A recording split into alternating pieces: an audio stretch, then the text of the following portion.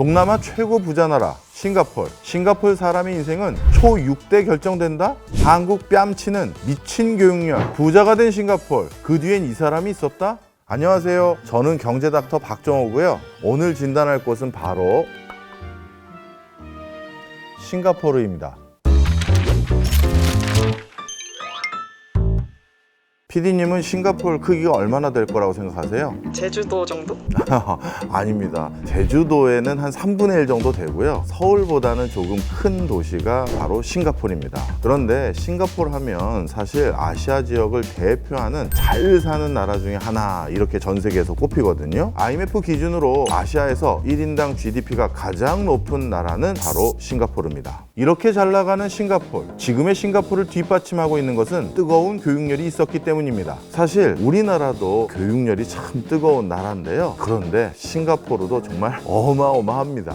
안녕하세요. 싱가포르에 10년째 거주하고 있는 제임이라고 합니다. 특히 초등학교 때부터 교육열이 굉장히 높거든요. 그래서 싱가포르에서 심지어 아이를 1년 동안 직접 가르치기 위해서 회사를 1년간 그만둔 아빠의 이야기가 신문에 실리기도 했고요. 그리고 초등학교 입학하는 경우에 입학 원서를 넣는 순서가 틀리거든요. 부모님께서 그 초등학교에서 자원봉사를 한 2년 정도 하면 입학 순위가 3번째로 주어져요. 그래서 좋은 학교 같은 경우에는 부모님들이 가셔서 자원봉사를 신청하시기도 합니다. 싱가포르가 이렇게 교육열이 높은 이유들이 몇 가지가 있는데요. 처음에 싱가포르가 독립을 하고 나서 도저히 여기에서 남다른 자원도 없고 수출을 하거나 제조를 잘할 수 있는 역량도 부재한 상황이었습니다. 사람이 경쟁력이 없고 사람이 곧 자원이었습니다. 그러다 보니까 가장 우수한 인력들을 육성하기 위한 교육 제도를 아주 국가 초반부터 적극적으로 입안하기 시작합니다. 그러다 보니까요, 교육 제도가 우리나라와 초창기에는 정말 비슷했습니다. 한국의 교육제도 같은 경우는요, 저희 아버님 세대 때는 중학교도 입시가 있어서 좋은 중학교에 가야 좋은 대학에 갈 가능성이 높았던 시절이 있었습니다. 싱가포르는 지금까지도 과거 우리나라와 똑같이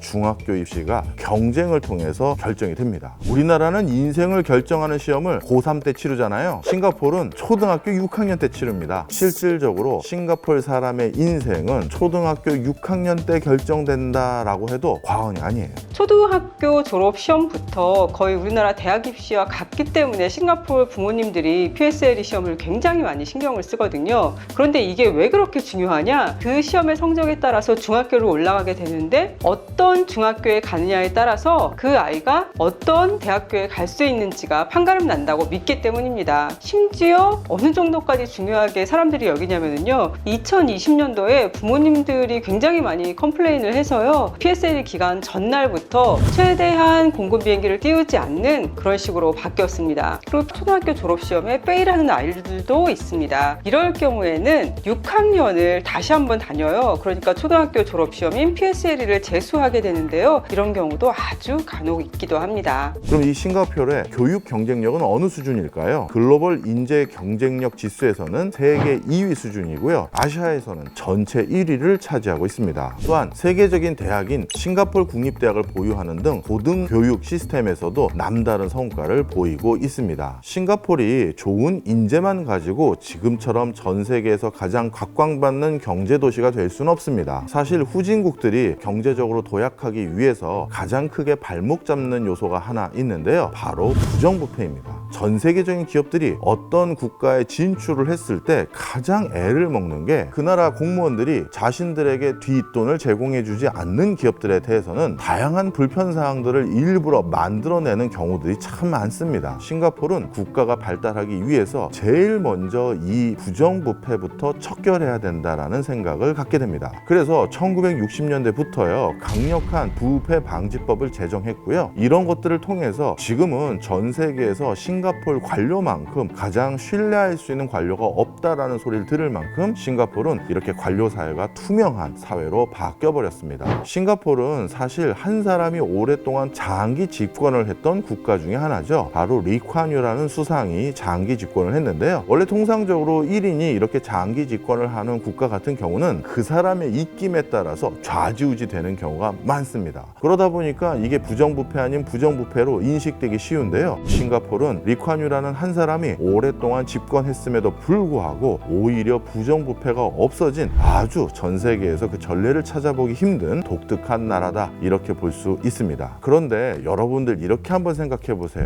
여러분들이 어느 나라에 공무원으로 일하고 있습니다. 그런데 자식이 한 5명 있어요. 이런 상황에서 여러분들이 공무원으로 일하는데 공무원 급여가 박봉이다. 그런데 누가 와서 현금을 그냥 제 주머니에 넣어주고 가는 거예요. 자, 그러면 여러분들은 어떻게 판단하시고 행동하시겠습니까? 저는 절대 그 돈을 받지 않습니다.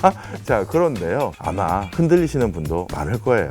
그러다 보니까 싱가포르는 이 실제 현실 상황을 정확히 직시합니다. 바로 부패를 억제하기 위해선 제일 먼저 공무원 임금이 충분히 부패로부터 자유로울 수 있을 정도까지 올려줘야 된다는 인식을 갖게 됩니다. 그래서 기본적으로 싱가포르의 공무원 연봉은 다른 나라보다 높은 수준입니다. 싱가포르의 총 연봉은 비슷한 행정수반들의 연봉들 중에서 세계 1위를 한 적도 있는데요. 미국 대통령보다도 연봉을 많이 받았습니다. 그런데 싱가포르는 이렇게 부정부패를 일으키지 않게 하기 위해서 혜택과 연봉을 주기도 하지만 그런 과정에서 뭔가 잘못된 일을 저지르게 되면 싱가포르는 그 어느 나라보다도 엄격하게 처벌을 합니다. 그래서 가장 강력한 법치 국가가 있는 국가라고들 분류하는데요. 뭐 공무원들만 고액 연봉 받으니 그 공무원들이 잘못하면 그분들만 처벌하는 거냐? 아닙니다. 자, 싱가포르 내부의 법규에는 어떤 형벌이 있느냐? 폐형이 존재합니다.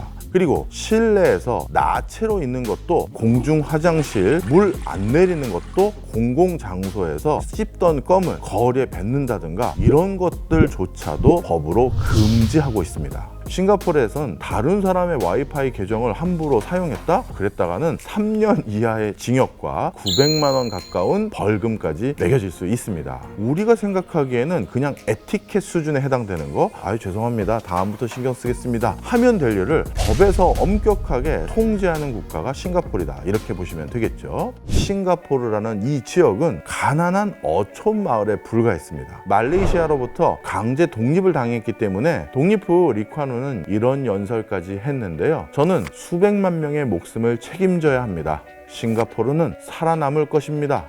어찌 보면 1960년대 처음으로 독립해서 본격화되기 시작한 국가가 국가의 기틀과 체계를 만들기 위해서 선택했던 가장 큰 전략 전술은 법의 통치를 엄격하게 하자라는 것으로 귀결된 것 같습니다. 그럼 싱가포르의 미래는 어떻게 될까요? 사실 최근 들어서 싱가포르 미래가 더더욱 밝아지는 것 같은 느낌마저 들고 있습니다. 그 가장 큰 이유는요, 미중 간의 갈등으로 인해서 큰 수혜를 보고 있는 나라가 싱가포르가 됐기 때문입니다. 미중 간의 갈등이 불거지기 시작하면서 이 홍콩에서 더 이상 비즈니스하기가 어려워진 회사들이 생겼습니다. 그 회사들이 홍콩 엑소더스를 하기 시작했고요. 그때 선택한 선택지는 바로 싱가포르입니다. 그러니 이제 싱가포르는 홍콩에 있는 기업들마저 넘어오기 시작하면서 더더욱 많은 글로벌 기업들의 경연장이 된 상황이다, 이렇게 보시면 되겠죠. 오늘의 진단은 여기까지입니다. 여러분은 어떠셨나요?